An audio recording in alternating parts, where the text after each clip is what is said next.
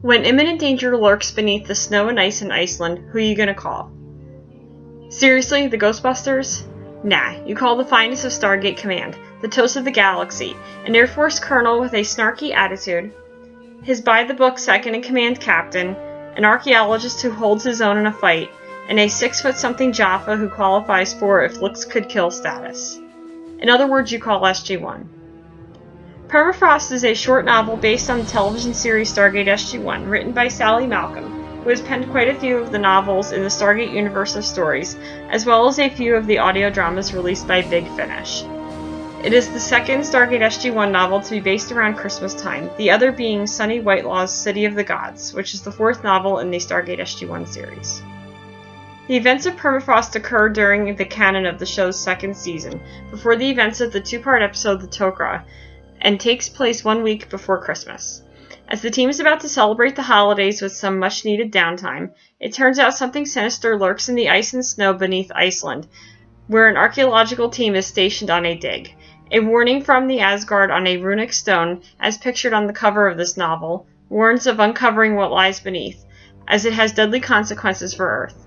Considering their expertise, SG-1 is naturally the most capable of saving the day. However, their greatest skills, ability as a team, and expertise will be put to the test, as there is something not quite human awaiting them in the vast snowlands of Iceland. No worries, there are no spoiler alerts here. You'll have to read this one for yourself. It's a heck of an ending, but just another day for SG-1. I've said this about quite a few of the Stargate SG-1 novels I've read, but this novel could have been a great episode, and considering its short story form would have been the appropriate length for a one-off episode. It's fun, suspenseful, and downright creepy in all the right places. To best describe the imminent danger that SG-1 faces in the novel, I'd liken the plot to John Carpenter's The Thing, and of course there is a whole 6 degrees of separation with that movie. Kurt Russell is in it. He goes on to play the original Colonel Jack O'Neill, with one L, in the original Stargate film, the role of which Richard Dean Anderson would go on to immortalize across the 3 series. Like I said, 6 degrees. Sally Malcolm captures the voices of SG-1 well, and adapts the stories to the characters as they were during the specific time frame her novels take place in. As this is a second season story, the tone and voices need to be accurately matched to what was occurring during that time. Samantha Carter, at the time an Air Force captain, is grappling with her relationship with her father, and as mentioned in the novel, is having obvious family issues.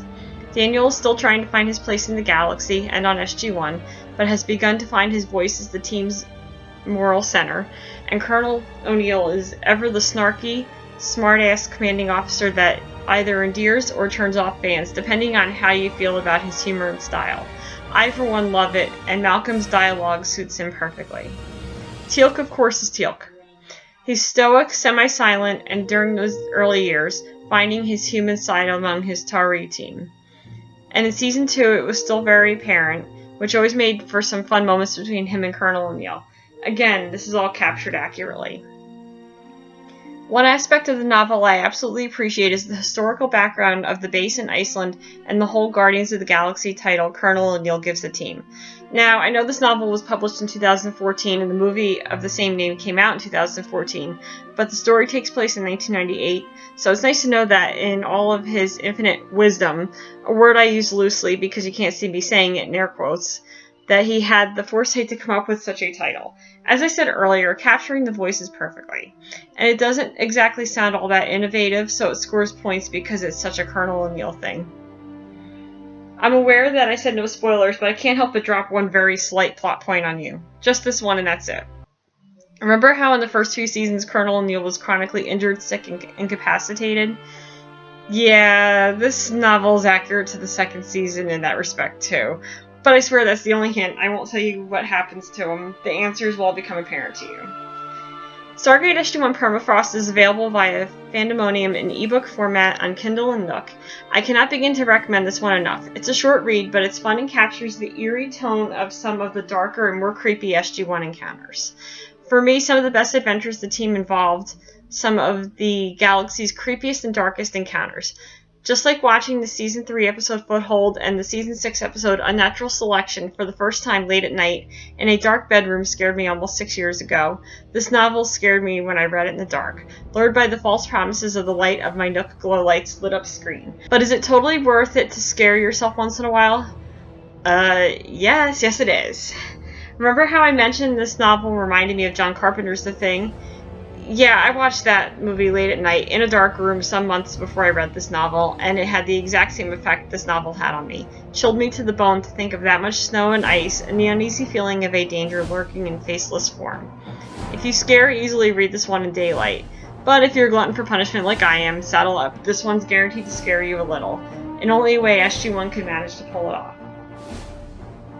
I had the pleasure to meet Sally Malcolm, among several other Stargate novel authors, in August 2015 at the Creation Entertainment official Stargate convention in Chicago, when they hosted a breakfast meet and greet, which I attended, and a panel, which I did not attend due to several photo ops I had at the same time.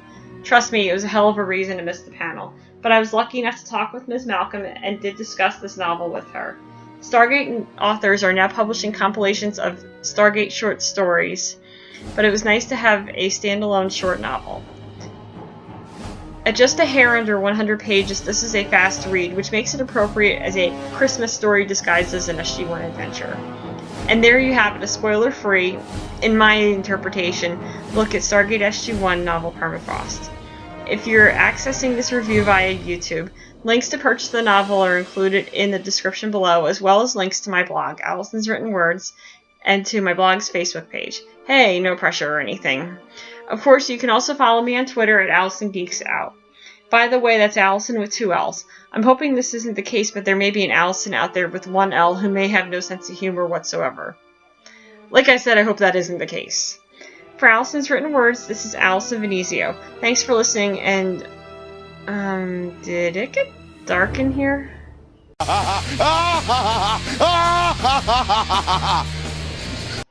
Yes it did. Thanks for listening.